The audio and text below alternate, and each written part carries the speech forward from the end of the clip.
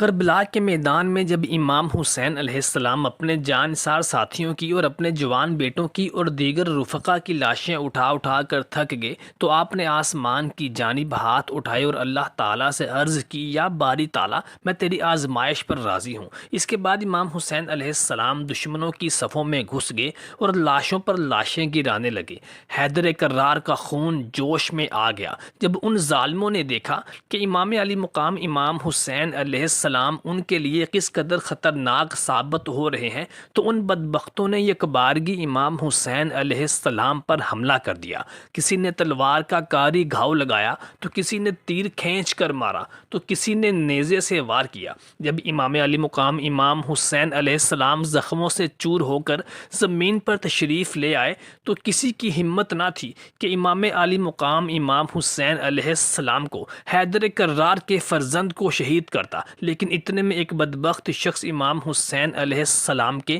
مبارک سینے پر چڑھ گیا اور اس نے امام حسین علیہ السلام کا سر اقدس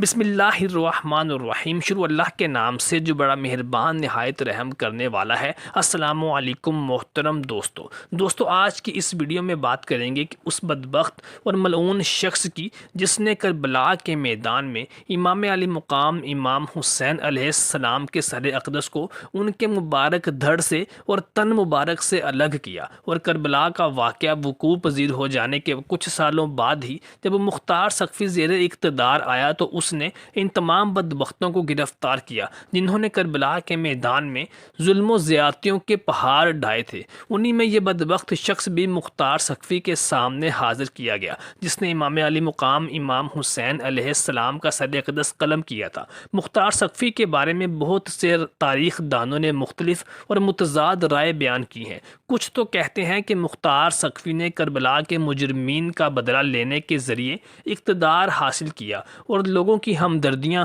اور ووٹ حاصل کیے، اور کربلا کے مجرمین کو قتل کروانے کے پیچھے مختار سقفی کا مقصد صرف اور صرف اقتدار کو حاصل کرنا ہی تھا۔ اور یہاں پر کچھ اہل اعتراض مختار سقفی کی ذات پر یہ اعتراض اور الزام بھی لگاتے ہیں کہ وہ کربلا کے میدان میں امام حسین علیہ السلام کے ساتھ مل کر یزیدیوں کے خلاف جنگ کیوں نہ لڑا، اور کربلا کا واقعہ روح پذیر ہو جانے کے بعد اس نے کربلا کے مجرمین کو گرفتار کر کے قتل کرنے کی کیوں ٹھان لی، جبکہ وہ کربلا کے جنگ میں بھی امام حسین علیہ السلام کے ساتھ شریک ہو سکتا تھا۔ اس کے بارے میں بہت سے تاریخ دانوں نے مختلف رائے بیان کی ہیں، جیسا کہ امام طبری کے مطابق اور امام غزالی رحمۃ اللہ کے مطابق کربلا کا واقعہ رونما ہونے سے پہلے ابن زیاد کو جب کوفہ کا گورنر بنایا گیا تو اس نے امام علی مقام امام حسین علیہ السلام کے تمام حامیوں کو گرفتار کر کے قید کر دیا، جن میں مختار سقفی بھی شامل تھا۔ یہی وجہ تھی کہ کربلا کے میدان میں مختار سقفی شامل نہ ہو سکا، بلکہ وہ ابن زیاد کی قید میں تھا، اور جب واقعہ کربلا رونما ہو گیا تو پھر ابن زیاد کی قید سے آزاد ہوا، اور تب اس نے قسم کھائی کہ یہ 3 دن سے زیادہ کوفے میں قیام نہیں کرے گا، اور یہ کربلا کے شہداء کا، ان کے اوپر ظلم و زیادتیوں کے پہاڑ توڑنے والوں کا، ان پر زیادتیاں کرنے والوں کا، ظلم کرنے والے مجرمین کو گرفتار کرے گا اور ان کو سزائیں دے گا۔ چنانچہ اس نے اقتدار حاصل کرنے کے لیے بھاگ دوڑ کرنا شروع کی اور کوفے پر تسلط قائم کر لیا، اور یوں اس نے کربلا کے مجرمین کو گرفتار کروایا اور چن چن کر انہیں سزائیں دیں۔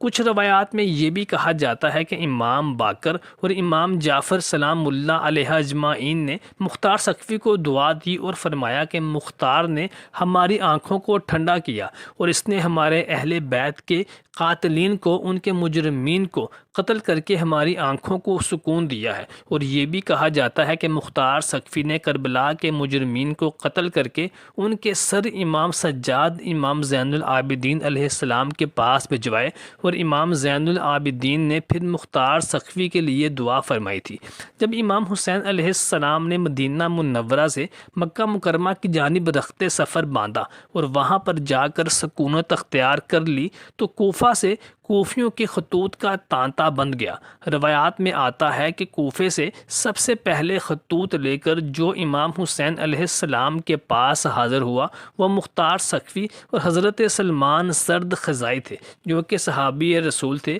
اور یہ حضرت علی رضی اللہ تعالی عنہ کے شیعان میں سے بھی تھے، اور یہ حضرت علی کرم اللہ وجہ الکریم کے ساتھ شانہ بشانہ شامل حال رہے، اور جنگ جمل اور جنگ صفین میں بھی حضرت علی کے ساتھ شریک رہے تھے۔ کربلا کے میدان میں امام حسین علیہ السلام کا قاتل خولی بن یزید اصباحی ایادی دارمی تھا۔ اس کا تعلق قبیلہ حمیر سے تھا۔ یہ روز عاشور فرزند امام علی علیہ السلام اور صحابہ امام حسین علیہ السلام کے قاتلین میں سے ہے۔ بعض روایات کے مطابق اسی نے امام حسین علیہ السلام کا سر ان کے تن سے جدا کیا تھا۔ نیز حضرت امام کا سر عبید اللہ ابن زیاد کے پاس لے جانے والا بھی یہی ہے۔ کچھ روایات میں آتا ہے کہ جب امام حسین علیہ السلام زخموں سے چور ہو کر زمین پر تشریف لے آئے تو کسی کی ہمت نہ ہوئی کہ امام حسین علیہ السلام کا فرزند امام علی علیہ السلام کا سر اقدس ان کے تن سے جدا کر سکے، کیونکہ ابن زیاد کا حکم تھا کہ اہل بیت کے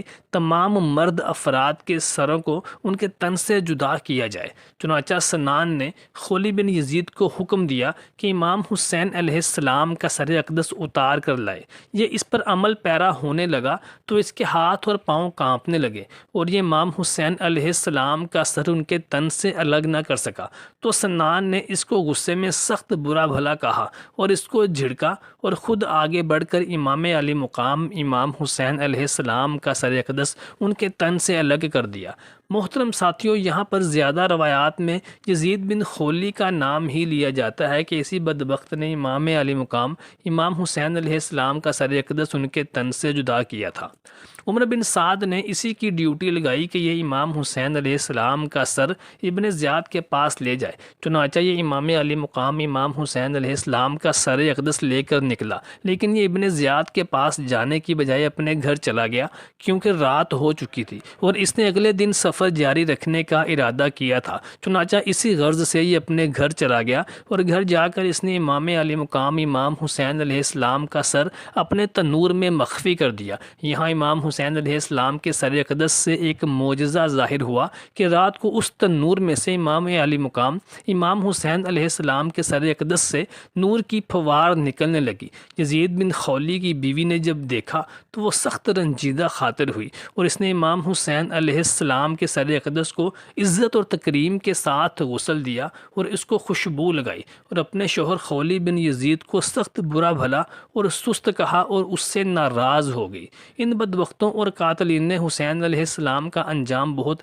عبرتناک ہوا، اور یہ دولت اور اقتدار کی ہوس کے پجاری صرف چند سال ہی اقتدار کے اور اس دولت کے فانی مزے لوٹ سکے، اور مختار سقفی ان پر قہر بن کر ٹوٹ پڑا۔ مختار سقفی نے کوفے پر قابض ہونے کے بعد قاتلان امام حسین علیہ السلام اور اہل بیت کے تعاقب میں اپنے افراد روانہ کیے۔ جب اسے افراد کے گھر آنے کا علم ہوا تو اس نے اپنے آپ کو ایک تنور میں چھپا لیا، لیکن اس کی زوجہ جو کہ اہل بیت کی محب تھی، اور اس نے امام علی مقام امام حسین علیہ السلام کے سر اقدس سے اس رات اس معجزے کا ظہور بھی دیکھ لیا تھا۔ وہ اپنے شوہر خولی بن یزید سے متنفر ہو چکی تھی، اور اس نے اسی نفرت کی بنا پر اپنے شوہر خولی بن یزید کی مخفی گاہ کی طرف اشارہ کیا اور